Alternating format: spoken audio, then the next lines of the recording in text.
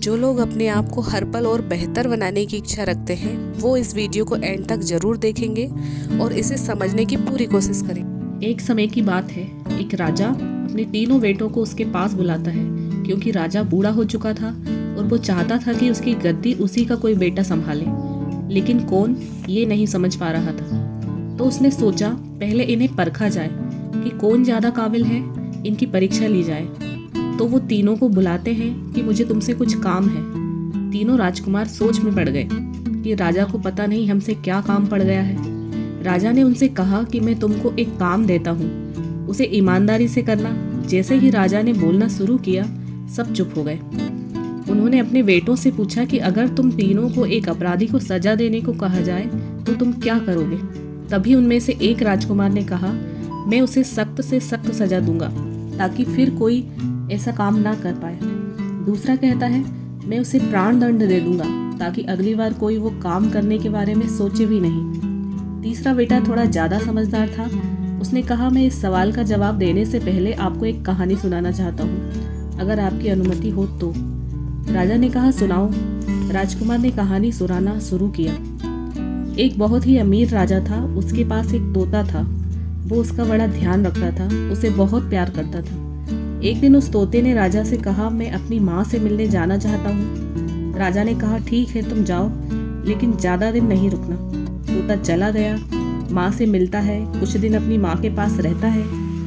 पर जब वह वापस लौट रहा था तो रास्ते में उसे एक आम का पेड़ मिला, जिसके बारे में उसने बहुत बातें सुन रखी थी कि जो भी उस पेड़ के फल खाता है वो अमर हो जाता है। तो एक फल वो राजा के लिए भी लेकर आ गया।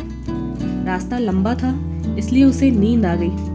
कुछ देर के लिए वो सो जाता है। वो उसी पेड़ के नीचे उस फल को रख देता है और सो जाता है। थोड़ी देर के बाद एक सांप उस फल को झूठा कर देता है, जिससे वो थोड़ा जहरीला हो जाता है। सुबह तोता उठता है और वो फल राजा को ले जाकर दे देता है।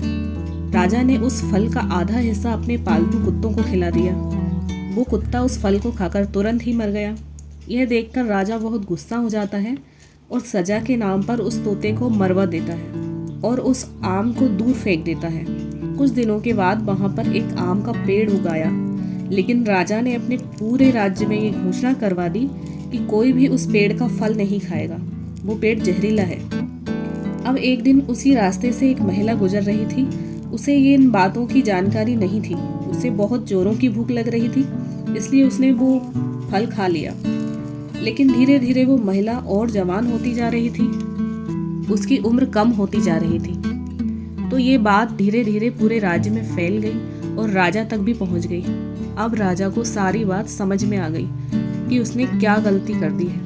वो अफसोस करते हुए रोने लगा कि उसने सच जानने की कोशिश क्यों नहीं की, तोते से सच पूछने की कोशिश क्यों नहीं की और सीधा उसे सजा क्यों सुना दी। इस पर राजकुमार ने कहा कि मैं यही करना चाहता हूँ।